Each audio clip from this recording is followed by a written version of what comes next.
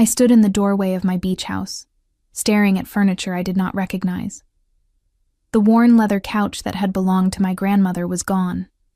The driftwood coffee table I had spent 3 weekends refinishing no longer sat in front of the windows overlooking the ocean. Instead, sleek white furniture filled the space, sterile and impersonal, like something from a design magazine that prioritized aesthetics over comfort. My sister Vanessa leaned against the kitchen counter, sipping wine from one of my glasses. She looked completely at ease, as if she owned the place.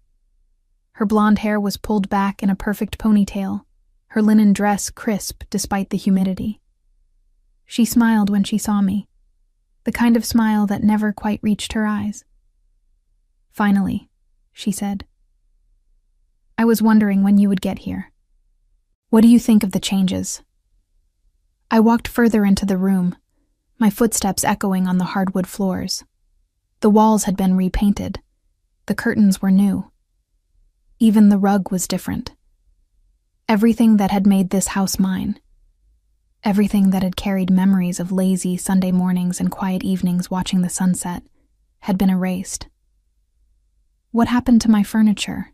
I asked, keeping my voice steady. Vanessa waved a hand dismissively. "That old stuff? I donated most of it. Some of it I just threw away. It was so dated, Brianna. This place needed a serious upgrade." My hands clenched into fists at my sides. I had bought this beach house 2 years ago, with money I had saved from working as a marine biologist. Every piece of furniture had been chosen carefully, each item holding significance. The house was my sanctuary, the place I came to when the demands of my research became overwhelming. "You had no right," I said quietly. Vanessa laughed, a sound that grated against my nerves. "Oh, come on. Do not be so dramatic. I did you a favor. This place looks incredible now. You should be thanking me." I took a deep breath, trying to maintain control. "Why are you even here, Vanessa?" She set down her wine glass and crossed her arms. "Derek and I needed a place to stay for a while. Our condo is being renovated. I remembered you mentioning that you hardly ever use this place during the summer because you are always out on research trips. So I figured it was just sitting here empty. Might as well put it to good use." "You could have asked," I said. "I did not think it would be a big deal," she replied, her tone growing defensive. "We are family. Besides, you have been so busy lately. I could never get you on the phone." That was true. I had been leading a research expedition studying coral reef restoration off the coast of Hawaii for the past 6 weeks. Cell service had been spotty, and when I did have reception, I was usually too exhausted to do more than send quick text messages to let people know I was alive. But that did not give Vanessa the right to move into my house without permission. And it certainly did not give her the right to replace everything I owned. "Where is Derek?" I asked. "He went into town to get groceries," Vanessa said. "He should be back soon. You will stay for dinner, right? I made reservations at that seafood place on the pier." I looked at her, this woman who had always taken what she wanted without considering anyone else. Growing up, Vanessa had been the golden child, the one who could do no wrong in our parents' eyes. She was 3 years older than me, beautiful and charming, always knowing exactly what to say to get her way. I had spent my childhood in her shadow, working twice as hard for half the recognition. As adults, things had not changed much. Vanessa worked in public relations for a luxury hotel chain, a job that suited her perfectly. She was good at making things look better than they actually were.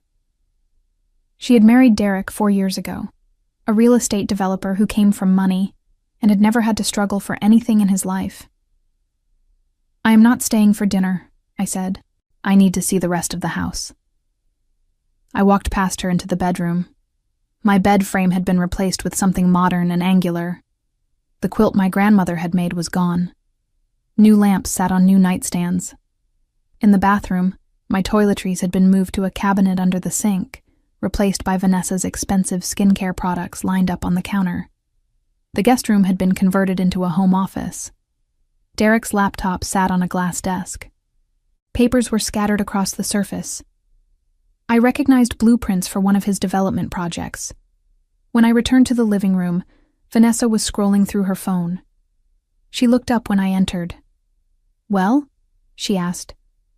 "Is not it amazing? I hired this interior designer who specializes in coastal modern aesthetics. She did an incredible job." "How much did all of this cost?" I asked. Vanessa brightened, clearly mistaking my question for interest rather than barely contained fury. "Oh, I forwarded you the invoice. $38,000. A steal, really, considering how much work needed to be done. You can just transfer the money whenever. I put it on my credit card for the points." My vision blurred for a moment. $38,000. She had spent $38,000 redecorating my house without asking, and she expected me to pay for it. "You are insane," I said. Vanessa's expression hardened. "Excuse me?"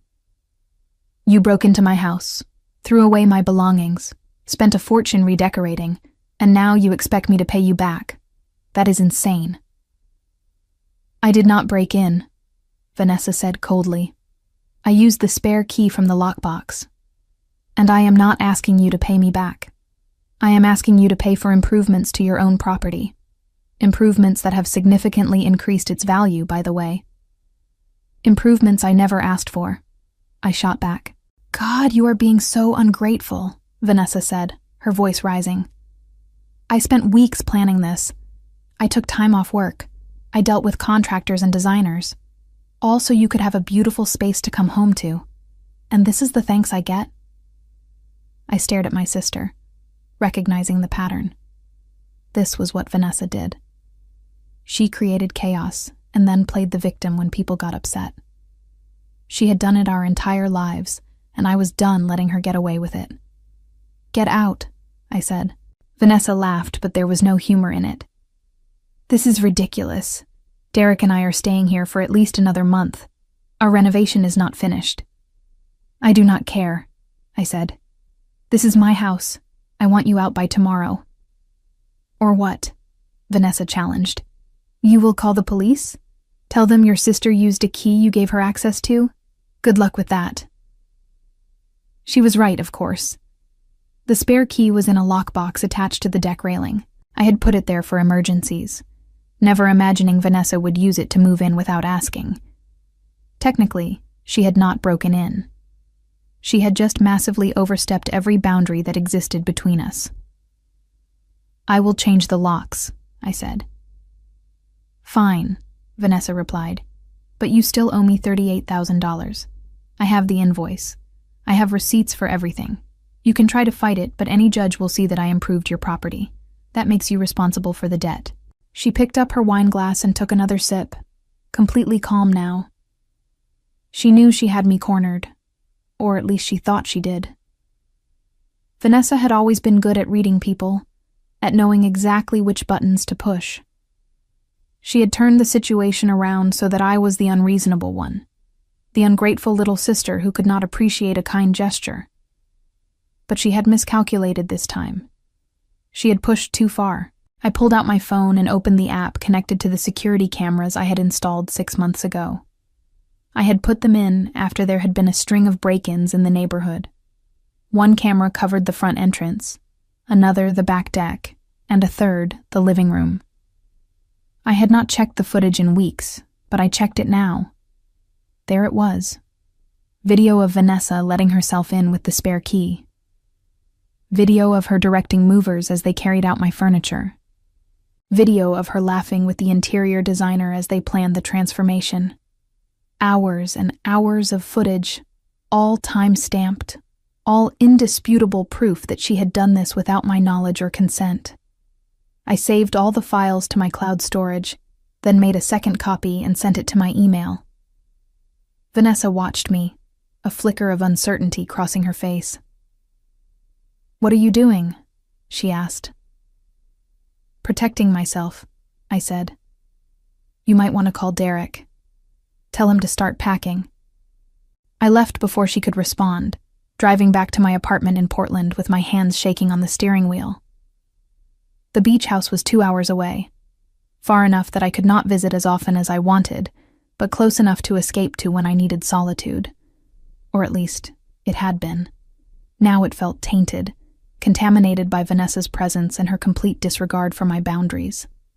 When I got home, I sat down at my kitchen table and went through my phone. I had 13 missed calls from Vanessa over the past 6 weeks.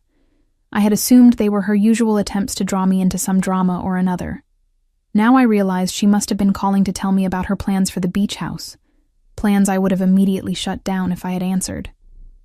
She had known I would say no, so she had done it anyway, and asked for forgiveness later, except she was not even asking for forgiveness. She was demanding payment and acting like I was the problem for being upset. I opened my laptop and started researching lawyers. I needed someone who specialized in property law, someone who could help me navigate this situation. Vanessa was right that she had receipts and invoices, but she was wrong about what they proved. Those documents showed that she had made unauthorized changes to my property, changes I had never agreed to. That had to count for something. The next morning, I called a law firm downtown. The receptionist connected me with a lawyer named Gregory, who listened patiently as I explained the situation. "Do you have any proof that you did not authorize these changes?" he asked when I finished. "I have security camera footage," I said. "It shows her letting herself in, directing the work, everything. There is no footage of her asking my permission because she never did." "That is excellent," Gregory said. "Email me the footage and any communication you have had with your sister about this. I will review everything and get back to you by the end of the week." I sent him the files, then tried to focus on work. I had reports to write from the Hawaii expedition, data to analyze, grants to apply for, but I could not concentrate. Every time I closed my eyes, I saw that white furniture, that sterile space that used to be my sanctuary. My phone buzzed with a text from Vanessa. "You are being completely unreasonable. Call me so we can talk about this like adults." I deleted the message without responding. Another text came through an hour later. "Derek and I have nowhere else to go. Our condo is uninhabitable right now. You are really going to make us homeless over this?" I blocked her number. She started calling from Derek's phone. I blocked that too. Then she tried my work email. A long message about how I was ruining our relationship over something insignificant, how our parents would be disappointed in me, how I had always been oversensitive and dramatic. I archived the email without reading past the first paragraph. I knew Vanessa's tactics. She would try guilt, then anger, then play the victim. She would tell our parents her version of events, making herself the hero and me the villain. Our mother would call, concerned and confused, asking why I was being so difficult. Our father would stay silent, as he always did, letting Vanessa do whatever she wanted without consequence. But I was done caring about maintaining peace. Vanessa had crossed a line, and there had to be consequences. Gregory called me 3 days later with his assessment. "You have a strong case," he said. "Your sister committed what is legally called trespass to chattels, which means she interfered with your personal property without authorization. The fact that she replaced your belongings without consent, even if her intention was to improve the space, does not give her the right to bill you for it." "So I do not have to pay her?" I asked. "Absolutely not," Gregory confirmed. "In fact, you could potentially sue her for the value of the items she disposed of, plus damages for emotional distress and the cost of returning the property to its original state if you choose to do so." Relief flooded through me. "What do I need to do?" "First, we send her a cease and desist letter," Gregory explained. "We make it clear that you never authorized these changes, that you will not be paying for them, and that she needs to vacate the property immediately. If she does not comply, we can move forward with a civil suit." "Do it," I said. The letter was sent the next day via certified mail. I imagined Vanessa's face when she opened it, the shock and indignation she would feel at being called out legally. She was used to getting away with everything, used to people backing down rather than confronting her. She would not be expecting this. But I was not backing down. Not anymore. While I waited for Vanessa's response, I drove back to the beach house. I wanted to document everything for the legal case, to take photographs of the changes she had made. I also wanted to check the security footage again, to make sure I had not missed anything. The house was empty when I arrived. Derek's car was gone from the driveway. Inside, the furniture remained, but their personal belongings had been cleared out. A note sat on the kitchen counter in Vanessa's handwriting. "I cannot believe you are doing this. You have always been jealous of me, and now you are using this as an excuse to hurt me. Derek and I moved to a hotel. I hope you are happy. You have officially destroyed our relationship." I crumpled the note and threw it in the trash. Jealous. That was rich, coming from someone who had just tried to steal $38,000 from me. I spent the afternoon going through every room, taking photographs, making notes. In the back of the bedroom closet, I found a box that Vanessa must have missed. Inside were some of my grandmother's belongings that had been on display in the living room. A collection of sea glass we had gathered together during summers at this very beach. A photograph of the two of us building sandcastles when I was 6 years old. A small wooden whale my grandfather had carved. I sat on the floor holding these items, feeling the weight of what Vanessa had almost taken from me. These were not just things. They were memories, connections to people I loved, pieces of my history, and she had planned to throw them all away because they did not fit her aesthetic vision. My phone rang. It was my mother. I considered not answering, but I knew she would just keep calling until I picked up. "Brianna," she said when I answered. "What is going on? Vanessa says you threatened her with a lawsuit." She moved into my beach house without permission and redecorated everything," I explained. "Then she tried to make me pay for it." "She was just trying to help," my mother said, her tone suggesting I was overreacting. "She thought you would appreciate it." "She threw away grandmother's furniture," I said.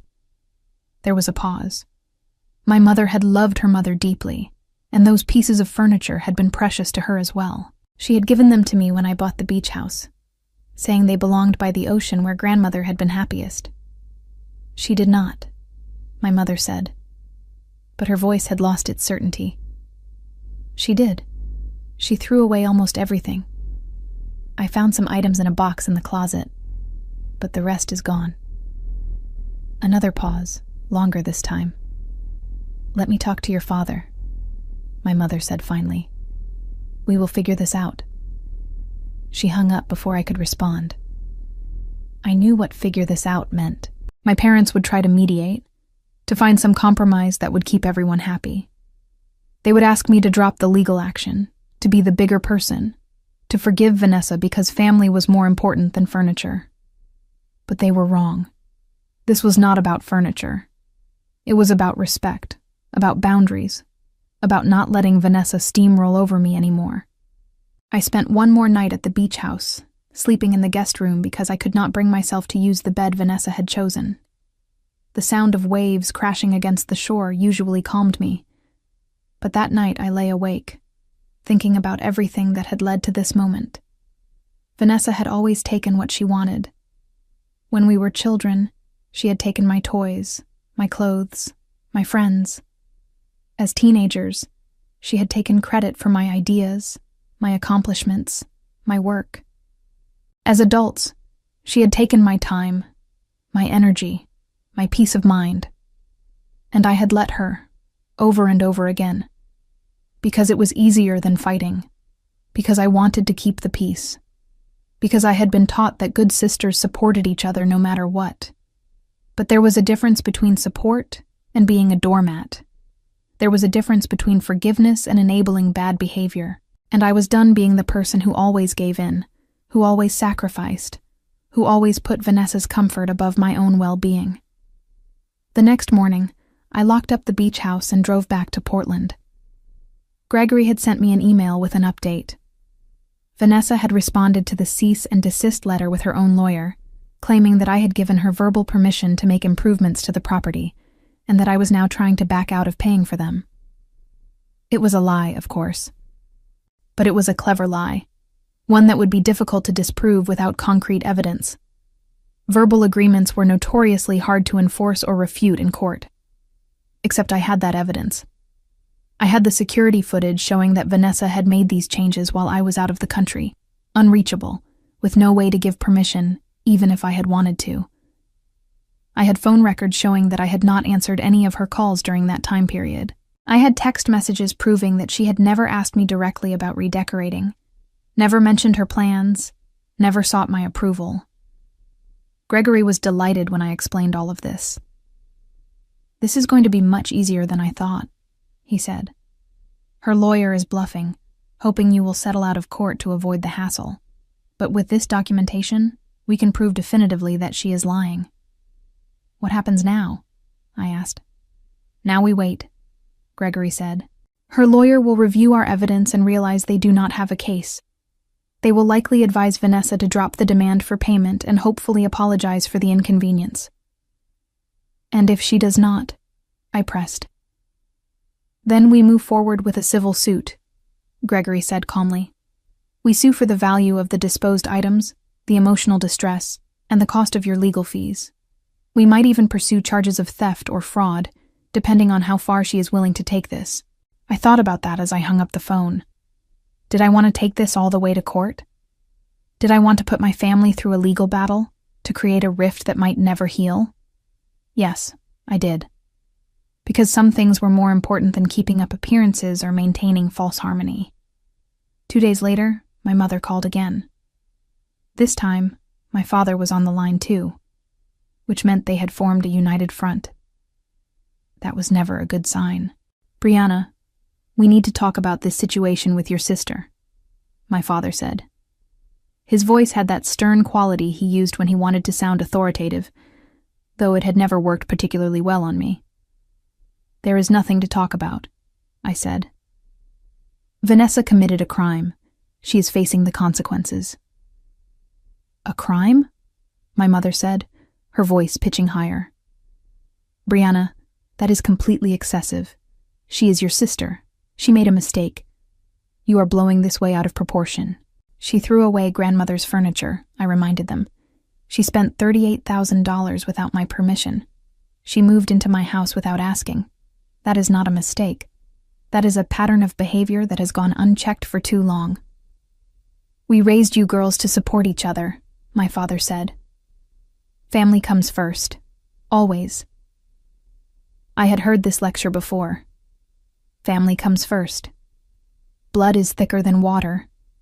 Sisters should stick together. All the platitudes people use to justify bad behavior and enable toxic relationships. "Did you tell Vanessa that family comes first when she was throwing away my belongings?" I asked. "Did you tell her that when she tried to bill me for changes I never authorized?" "She thought she was helping," my mother insisted. "No," I said firmly. "She thought she could get away with it because she always has. Because you always take her side.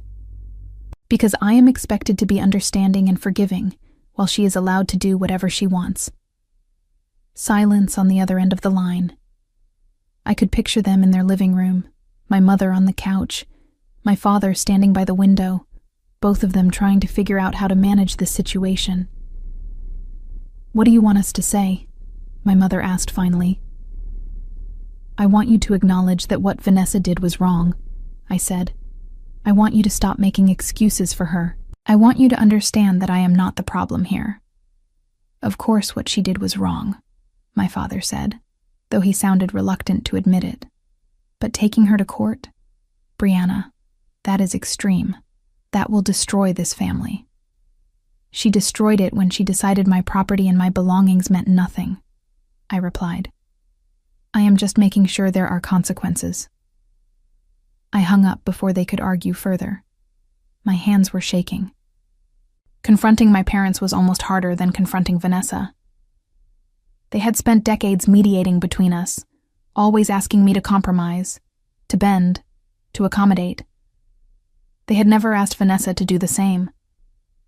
The next week was a blur of legal preparations. Gregory compiled all the evidence, organized the timeline, prepared the case. He was confident we would win if it went to trial, but he also thought Vanessa would settle before it reached that point. People like your sister rarely want their behavior exposed in a public courtroom, he explained. Once she realizes we have concrete evidence, she will probably offer a settlement. I was not sure about that. Vanessa hated being wrong even more than she hated losing. She might drag this out just to prove a point, just to make me suffer for daring to stand up to her. During this time, I buried myself in work. I had a presentation to give at a marine biology conference in Vancouver, a talk about the coral reef restoration project I had been leading. It was an important opportunity, a chance to secure funding for the next phase of research. I could not afford to be distracted by family drama. The conference was held at a hotel overlooking the harbor. I arrived 2 days early to prepare, rehearsing my presentation until I could deliver it flawlessly. On the day of the talk, I stood in front of a room full of scientists and researchers, presenting data and discussing methodologies, feeling like myself again for the first time in weeks. After the presentation, several people approached me with questions and interest in collaborating. One of them was a program director for a major environmental organization, someone who controlled significant research grants. She liked my work and wanted to discuss potential funding opportunities over dinner. I should have been thrilled. This was exactly the kind of connection I needed to advance my career. But as we talked over grilled salmon and roasted vegetables, my mind kept drifting back to the beach house, to Vanessa, to the lawsuit that was slowly moving forward. "You seem distracted," the program director said. Her name was Helena, and she had a kind face and sharp eyes. "I am sorry," I said. "I have some personal issues going on right now." "Want to talk about it?" she asked. I hesitated, then found myself telling her the whole story. It felt strange to confide in someone I had just met, but maybe that was why it was easier. Helena had no history with my family, no preconceived notions about who was right or wrong. When I finished, Helena shook her head. "Your sister sounds like a piece of work." "That is putting it mildly," I said. "You are doing the right thing," Helena said firmly. "People like that need to face consequences. Otherwise, they just keep hurting the people around them." It was validating to hear someone say that. Someone who was not involved in the situation. Someone who could look at it objectively. My parents thought I was being vindictive. Vanessa thought I was being ungrateful. But Helena saw it clearly. This was about setting boundaries and enforcing them. We talked for another hour, and by the end of the dinner, Helena had not only promised to support my research funding application, but had also become something of an ally. She gave me her card and told me to call if I needed anything, even if it was just someone to vent to about family drama. I flew back to Portland feeling slightly more grounded. The conference had reminded me that I had a life outside of this conflict with Vanessa, goals and ambitions that mattered more than furniture or family politics. But when I landed, there was a voicemail from Gregory. "Call me as soon as you can," he said. "We have a development." I called him from the airport parking garage. "What happened?" "Vanessa filed a countersuit," Gregory said. "She is claiming that you agreed to let her stay at the beach house indefinitely, and that you promised to pay for any improvements she made. She is suing you for breach of contract and demanding not only the $38,000 for the renovations, but also an additional $20,000 in damages for emotional distress." I leaned against my car, feeling like the wind had been knocked out of me. "She is suing me for emotional distress?" "Yes," Gregory said. "Her claim is that your threats of legal action have caused her significant mental anguish and damaged her reputation." "This is insane," I said. "It is a nuisance suit," Gregory replied calmly. "She is trying to intimidate you into backing down. But do not worry. We have more than enough evidence to defeat this. It might actually work in our favor, because now she has to defend her claims under oath." That was cold comfort. Vanessa had escalated the situation beyond anything I had anticipated. She was not just refusing to admit wrongdoing, she was actively attacking me, trying to make me the villain in a story where she was clearly at fault. I drove home and immediately started going through my files again, looking for anything that might support my case or refute hers. I found old emails between us, messages where I talked about visiting the beach house myself, plans I had made for decorating or repairs, nothing that suggested I had given her permission to move in or to make changes. That night, I could not sleep.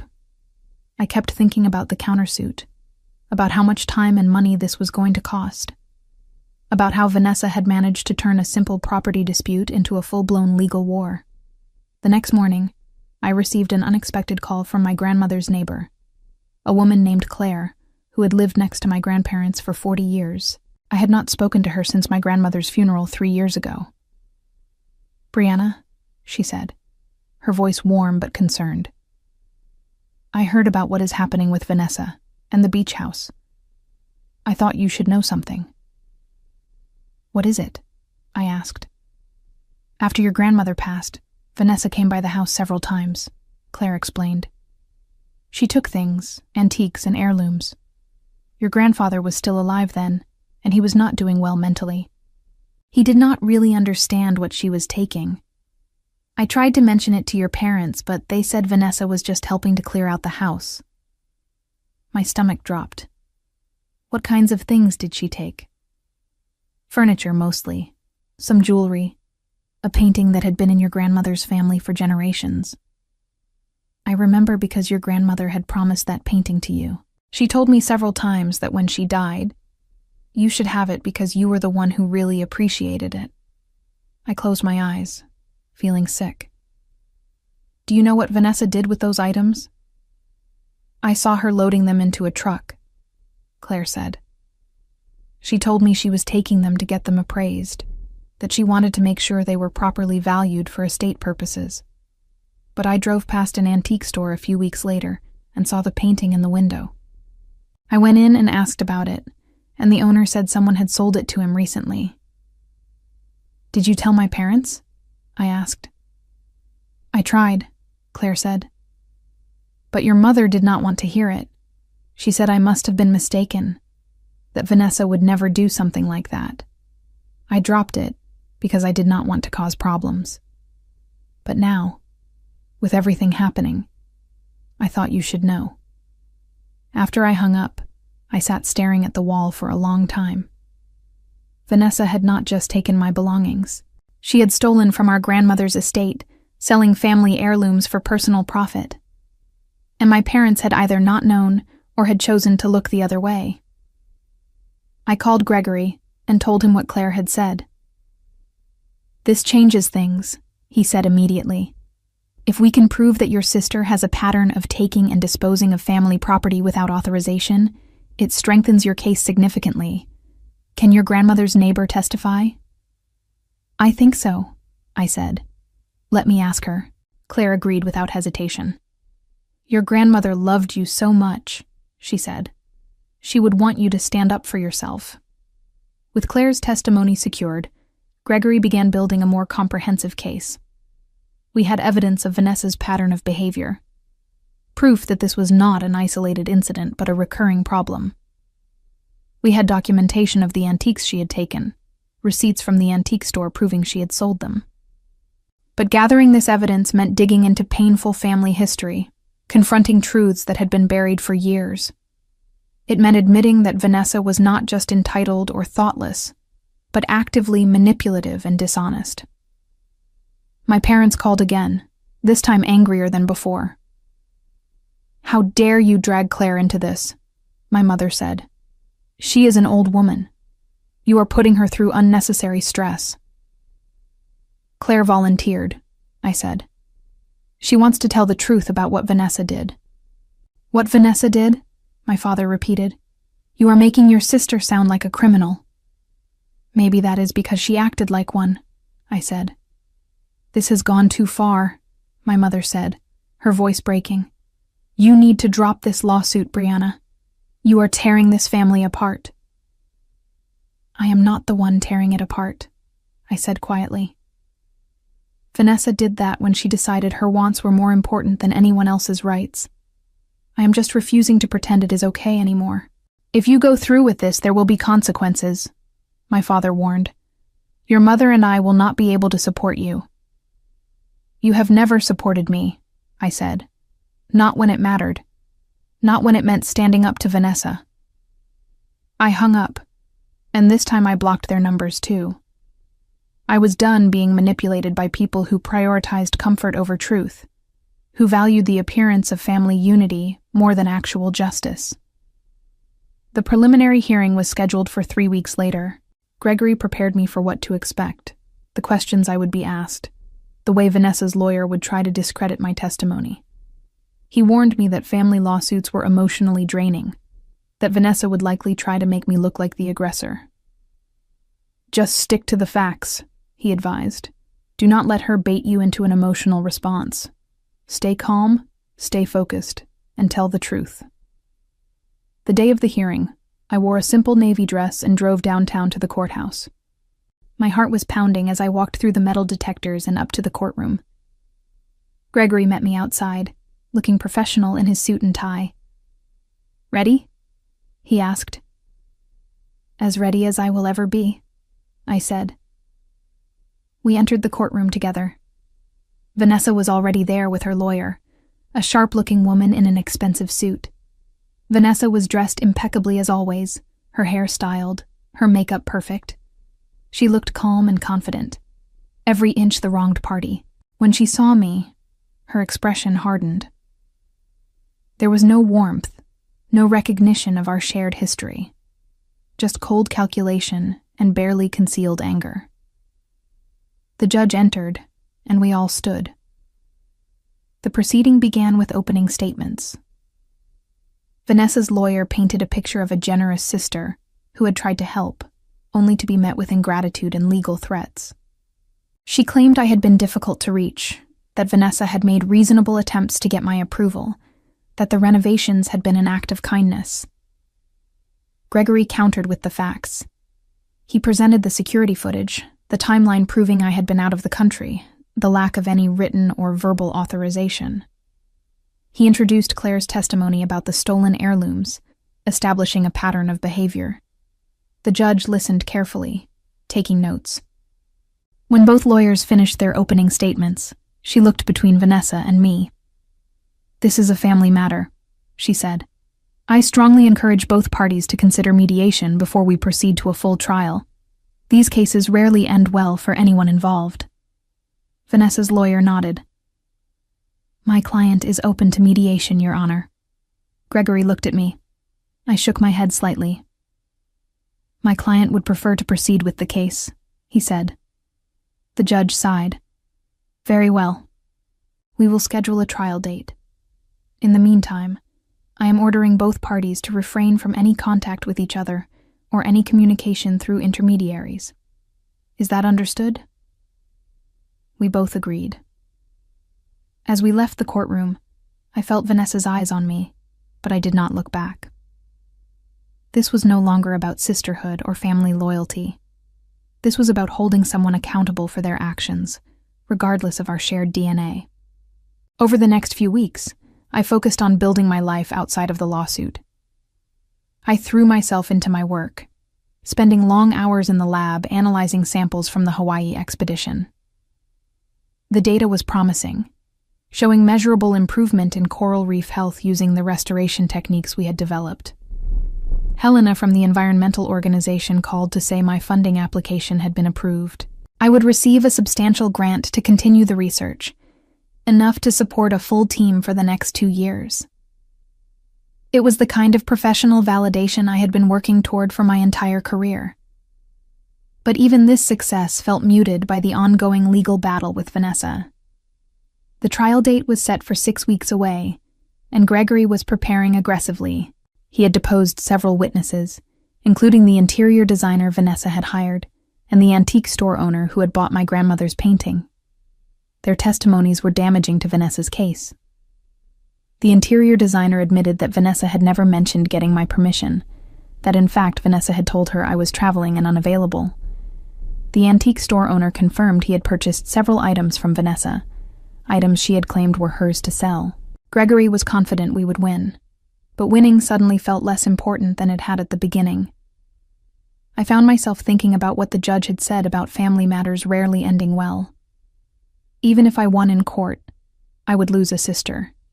My relationship with my parents was already fractured, possibly beyond repair. Was it worth it? I called Helena one evening, needing someone to talk to who was not emotionally invested in the outcome. I keep wondering if I am making a mistake, I admitted. If I should just let this go and move on. Why would you think that? Helena asked. Because she is my sister, I said. Because my parents will never forgive me. Because I am tired of fighting. Helena was quiet for a moment. Then she said, "Can I tell you something? I had a sister too.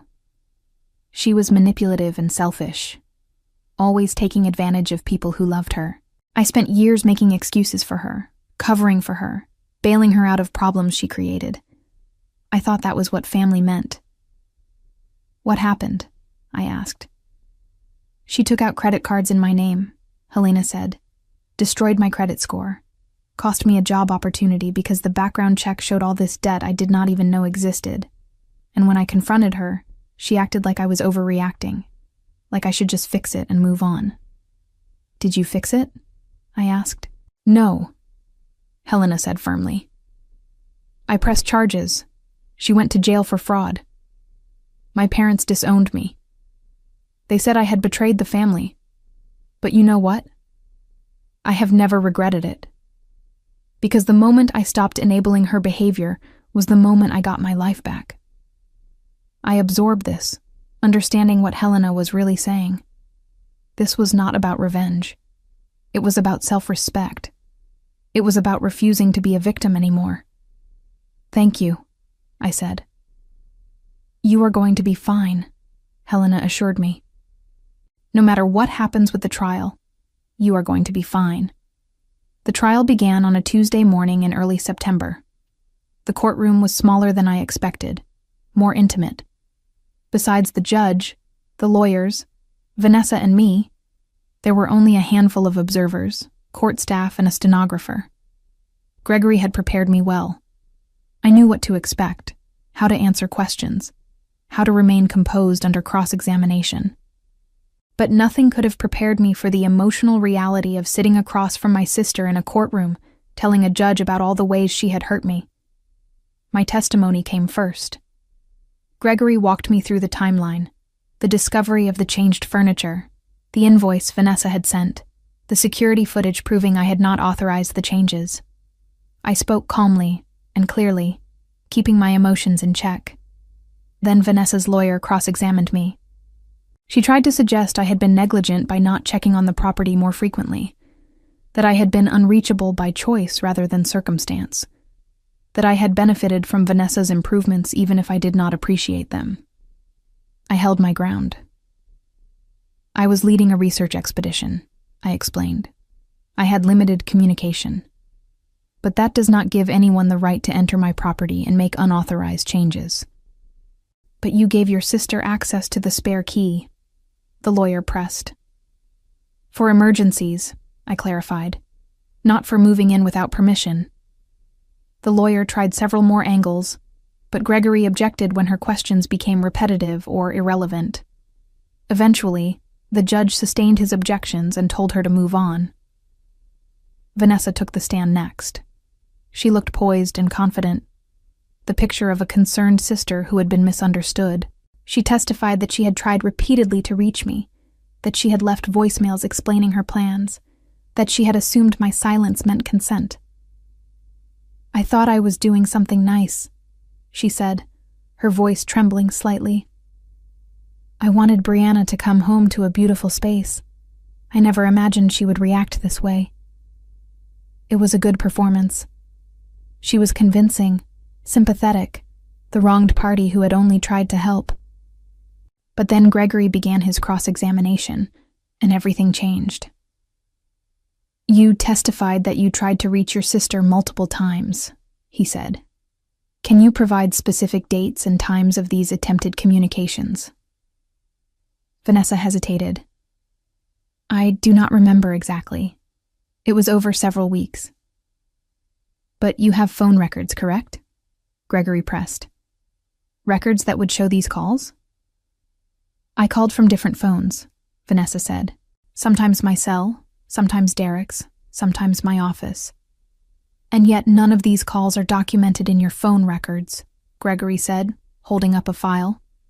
"We have subpoenaed your phone records as well as your husband's. There are no calls to your sister during the time period in question." Vanessa's face paled. "I must have texted then." "Show me the texts," Gregory said simply. She could not, of course, because they did not exist. Gregory methodically dismantled her testimony, using the security footage, the timeline, the witness statements. He showed that Vanessa had not just been careless or presumptuous. She had been deliberately deceptive, acting without permission, and then lying about it afterward. The final blow came when Gregory introduced evidence about the stolen heirlooms. Claire testified about seeing Vanessa remove items from our grandmother's house. The antique store owner testified about purchasing the painting. Gregory presented documentation showing that the painting had been specifically bequeathed to me in my grandmother's will, a fact Vanessa had conveniently ignored. By the time Gregory finished, Vanessa looked shaken. Her lawyer tried to recover during redirect, but the damage was done. The evidence was overwhelming. The judge called a recess to review the materials. We waited in the hallway for over an hour. Vanessa sat on a bench across from us, her lawyer speaking to her in low tones. She looked at me once, and I saw something I had never seen before in her eyes. Fear. When we returned to the courtroom, the judge delivered her ruling. "Based on the evidence presented, I find that the defendant, Vanessa, entered the plaintiff's property without proper authorization and made substantial changes without consent. The claim that verbal permission was granted has been thoroughly refuted by documentary evidence and witness testimony," she continued, outlining her decision in detail.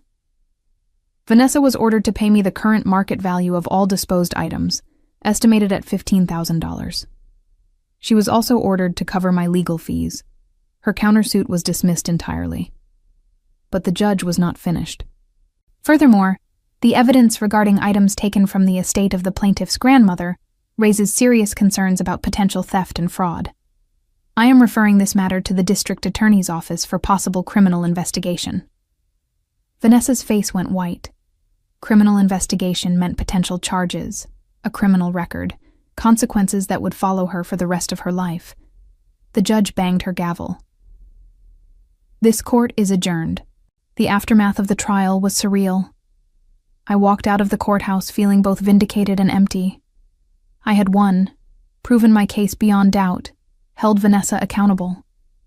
But the victory felt hollow, tinged with the sadness of knowing my family would never be the same. Gregory shook my hand on the courthouse steps. "That went even better than expected," he said. "The criminal referral was a surprise, but given the evidence about the heirlooms, it makes sense. The district attorney will likely pursue charges." "What does that mean for Vanessa?" I asked. "Depends on whether they can build a strong case," Gregory explained. "Grand theft, fraud, potentially elder abuse if they can prove your grandfather was not mentally competent when she took the items. She is looking at serious consequences." I nodded, trying to process this information. Part of me felt satisfied that Vanessa was finally facing real accountability, but another part, the part that still remembered building sandcastles with her as a child, felt a complicated mix of guilt and grief. Over the next few days, the reality of the situation settled in. Vanessa's countersuit had been dismissed, meaning she owed me money instead of the other way around. The judge had ordered her to pay $15,000 for the disposed items, plus $12,000 in legal fees. $27,000 total, nearly as much as she had tried to charge me for the unwanted renovations. But more importantly, The criminal investigation was moving forward. The district attorney's office contacted me for a statement. They wanted to know everything about the heirlooms, about my grandfather's mental state when Vanessa had taken them, about any other instances where she might have taken property that did not belong to her.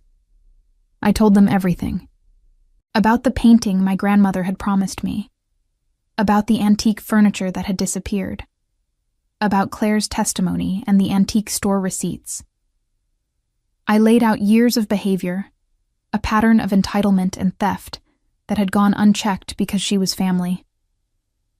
The investigator assigned to the case was a woman named Patricia, who had handled many elder abuse cases. She listened carefully, taking detailed notes. "Your grandfather had dementia?" she asked. "Yes," I confirmed. "He was diagnosed 2 years before he died. By the time Vanessa was taking things from the house, he could not even remember what he had eaten for breakfast." Patricia's expression hardened. "That makes this worse. Taking advantage of someone with cognitive impairment is a serious crime. If we can prove she knew about his condition and took items anyway, we are looking at felony charges." I had not considered it might be classified as elder abuse, but Patricia explained that in many jurisdictions, exploiting mentally incapacitated elderly people was treated as a particularly egregious crime, one that carried enhanced penalties. "Will you testify if this goes to trial?" Patricia asked. I thought about what that would mean. Standing in another courtroom, this time criminal rather than civil, testifying against my own sister in a case that could send her to prison. My parents would never forgive me. I would become the family outcast, the one who betrayed blood loyalty. "Yes," I said. "I will testify." While the criminal investigation proceeded, I had to deal with the practical aftermath of the civil trial. Vanessa had 30 days to pay the judgment. Gregory advised me that she would probably try to appeal, but given the strength of the evidence, an appeal was unlikely to succeed. I used that time to visit the beach house and assess what I wanted to do with it. The white furniture Vanessa had chosen still filled the rooms, sterile and impersonal. I could not afford to replace everything immediately, but I could start reclaiming the space as mine. I moved the modern couch to the curb with a free sign. Within hours, someone had taken it. The glass coffee table went next, then the angular bed frame. I slowly emptied the house of Vanessa's choices, creating blank space that I could fill with my own selections over time. In my grandmother's old chest, I found more items that Vanessa had missed. Photographs from family vacations. My grandmother's recipe book, filled with handwritten notes. A quilt she had been working on before she died, only half finished. I brought these treasures home and displayed them prominently. They were not worth money, but they were priceless to me. They were connections to a woman who had loved me unconditionally, who had seen value in me beyond what I could achieve or produce. I also changed the locks on the beach house and removed the spare key lockbox entirely. I installed additional security cameras, better ones with cloud backup and real-time alerts. No one would ever enter my property without permission again. 3 weeks after the trial, I received a call from Patricia. "We are moving forward with charges," she said. "Grand theft and exploitation of an elderly adult. Your sister has been formally indicted. The arraignment is next Tuesday." I did not attend the arraignment. I could not bring myself to watch Vanessa stand before a judge to enter a plea. But Gregory kept me informed. She had pleaded not guilty, as expected, and was released on bail. A trial date was set for 3 months later. My parents called me from an unknown number, having figured out I had blocked them. My father did most of the talking. "Your sister has been charged with a crime," he said, his voice tight with anger. "A crime, because of you." "Because of evidence I provided," I corrected. "Evidence of things she actually did." "She is your sister," my mother sobbed in the background. "How can you do this to her?" "How could she do it to grandmother?" I countered. "How could she steal from someone who loved her? How could she take advantage of grandfather when he was too sick to protect himself?" People make mistakes, my father said. This was not a mistake, I said firmly. This was a choice. Multiple choices over years. And now there are consequences. I hung up and blocked the new number. I was done explaining myself to people who refused to understand. The months leading up to Vanessa's criminal trial were strange.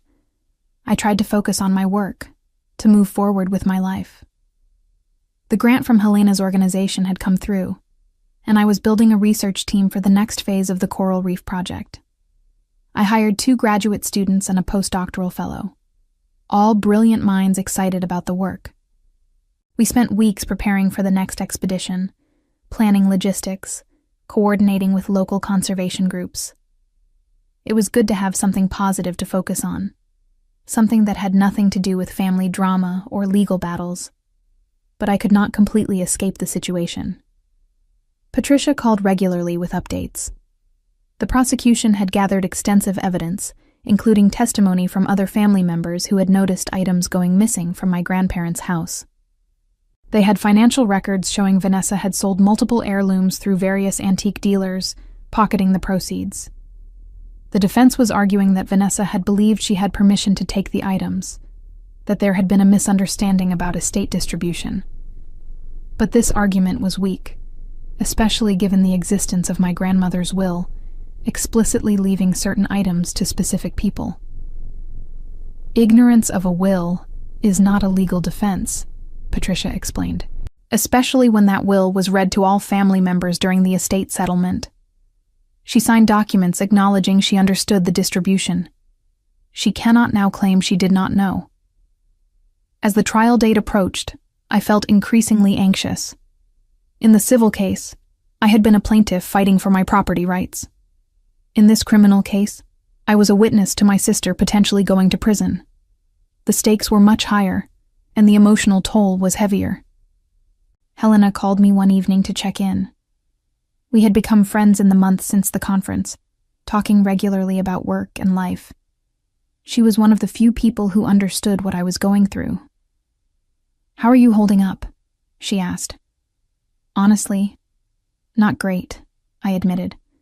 "The criminal trial starts in 2 weeks, and I keep thinking about what it means. If she is convicted, she could go to prison. My sister. In prison.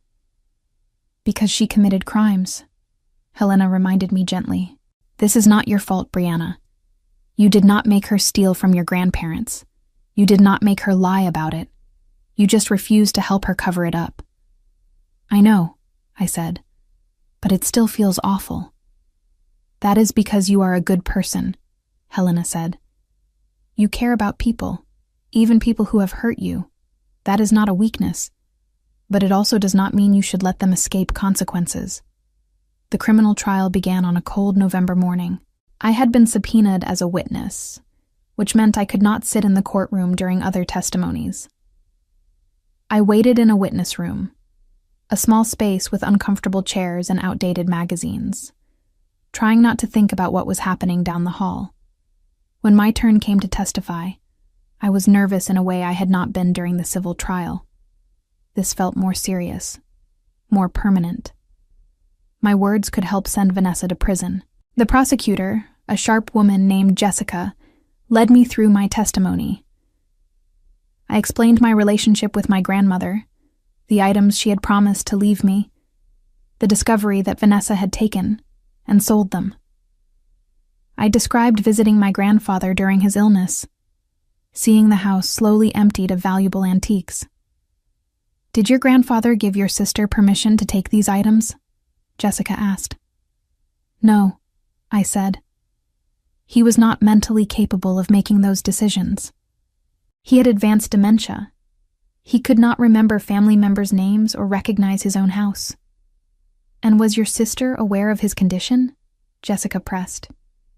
"Yes," I confirmed. She visited him regularly. She knew exactly how impaired he was. During cross-examination, Vanessa's defense attorney tried to suggest I was exaggerating my grandfather's condition, that perhaps he had been lucid during the times Vanessa visited. But medical records backed up my testimony. Multiple doctors had documented his cognitive decline, noting that he required constant supervision and was unable to make informed decisions about his property. The defense attorney also tried to suggest I was motivated by greed, that I was angry Vanessa had taken items I wanted for myself.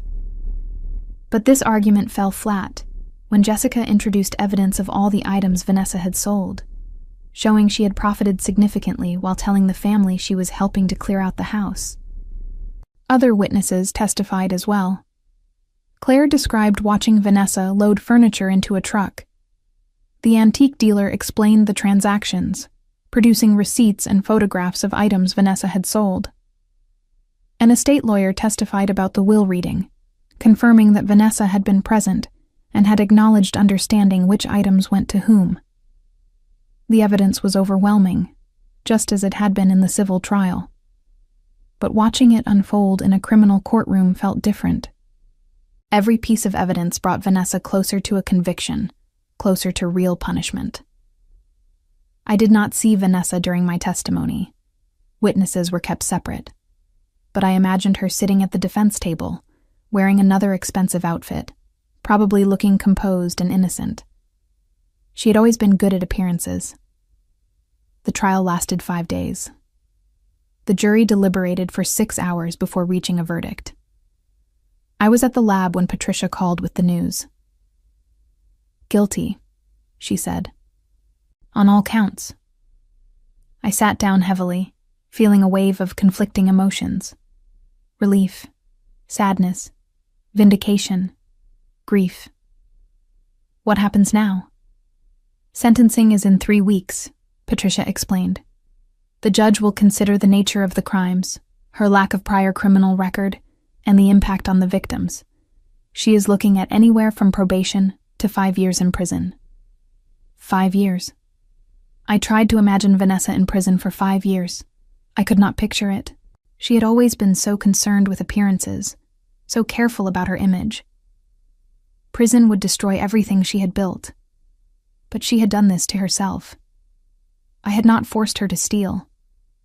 I had not made her lie. I had simply refused to be complicit in covering up her crimes. The sentencing hearing was brief. The judge heard statements from the prosecution and defense. Vanessa's lawyer argued for probation, claiming she had made mistakes, but was fundamentally a good person who deserved a second chance. The prosecutor countered that Vanessa had shown no remorse, that she had tried to blame others for her actions, that she had exploited a vulnerable elderly man for personal profit. She argued for the maximum sentence. The judge split the difference. Vanessa was sentenced to 2 years in prison, followed by 3 years of probation.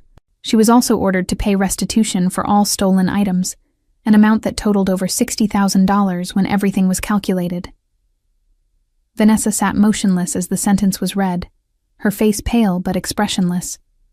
When the judge asked if she had anything to say, she stood slowly. For a moment, I thought she might finally apologize, might show some recognition of the harm she had caused. Instead, she turned and looked directly at me. Our eyes met across the courtroom. "I hope you are happy," she said, her voice cold and clear. "You got what you wanted. You destroyed me." The judge banged her gavel. "That is enough. Officers, please escort the defendant." 2 bailiffs approached Vanessa. She allowed them to handcuff her without resistance, still staring at me with that cold, accusatory look. As they led her away, I felt nothing. No satisfaction, no guilt, no triumph, just exhaustion. I left the courtroom and walked out into bright afternoon sunlight. Gregory met me on the steps. "You did the right thing," he said. "Did I?" I asked. "Yes," he said firmly. "You protected yourself and honored your grandmother's wishes. What Vanessa did was wrong. The justice system agreed. That matters." I drove home slowly, thinking about everything that had happened. In less than a year, I had gone from discovering my beach house redecorated to watching my sister sentenced to prison. My family was fractured, probably beyond repair. My parents had made their choice, siding with Vanessa despite the evidence of her crimes. But I had also gained things: self-respect, boundaries, the knowledge that I could stand up for myself even when it was hard, even when it cost me relationships I had once valued. Helena called that evening. "I heard about the sentencing," she said. "How are you feeling?" "Empty," I admitted. "Like I won the battle but lost something important in the process."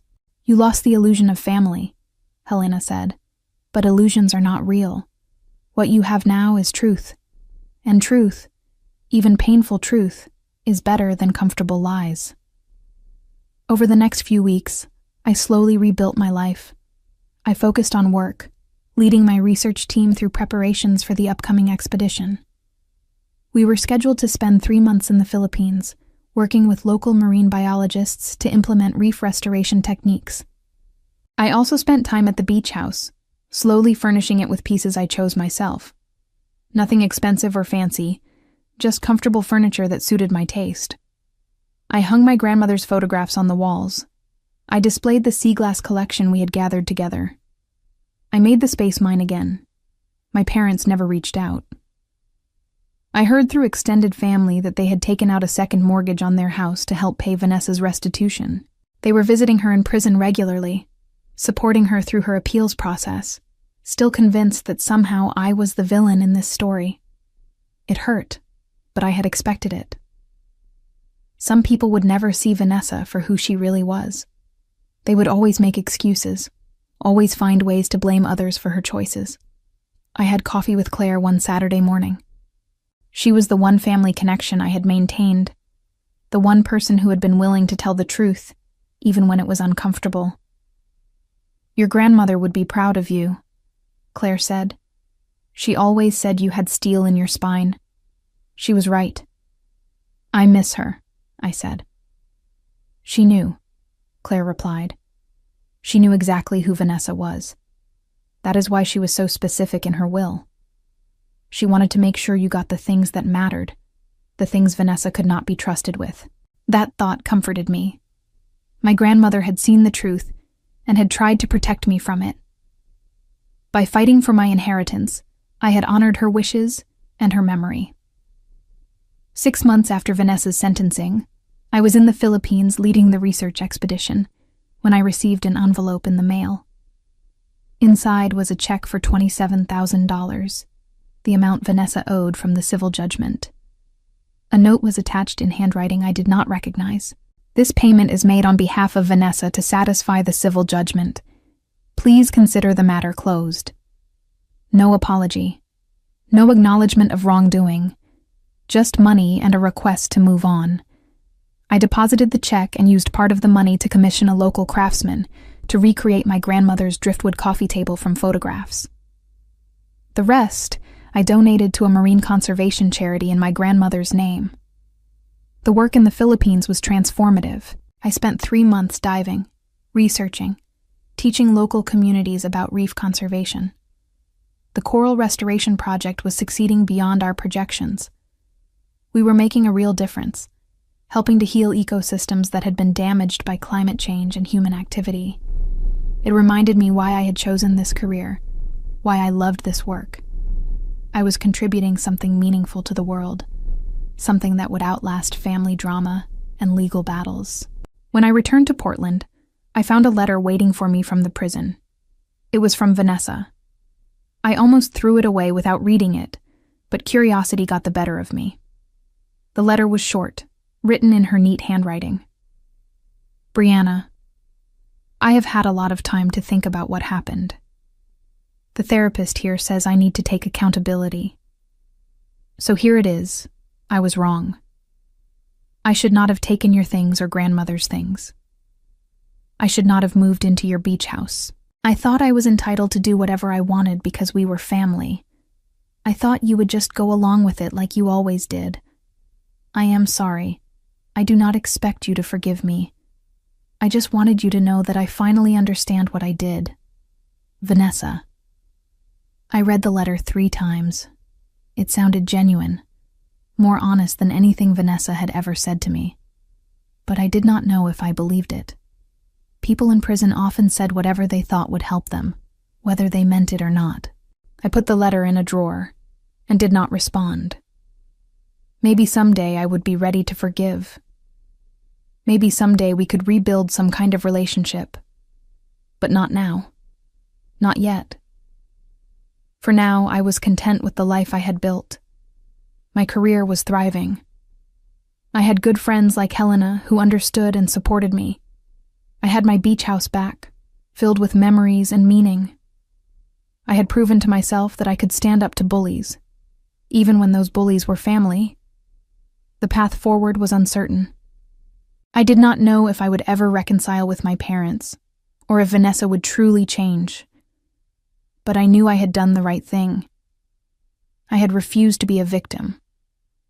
I had held someone accountable for their actions. I had chosen truth over comfortable lies. And in the end, that was enough. Vanessa served 18 months before being released on parole. She lost her job in public relations, her reputation destroyed by the criminal conviction. Derek divorced her 6 months into her sentence, unwilling to stand by someone who had proven to be a liar and a thief. She moved into a small apartment and took a job as an administrative assistant, a far cry from the glamorous life she had once led. Her social circle evaporated as word spread about her crimes. The friends who had once envied her lifestyle now avoided her. Uncomfortable with the truth of who she really was, she would spend years rebuilding, trying to prove she had changed, carrying the weight of her choices like chains she could never fully remove. My parents eventually had to sell their house to cover their debts, moving into a smaller place and living with the consequences of enabling Vanessa for so long. I stood on the deck of my beach house one evening, watching the sun set over the ocean, and thought about how far I had come. I had learned that love without boundaries was not really love, that family loyalty should not mean accepting abuse, that standing up for myself was not selfish but necessary. The journey had been painful, but it had also been freeing.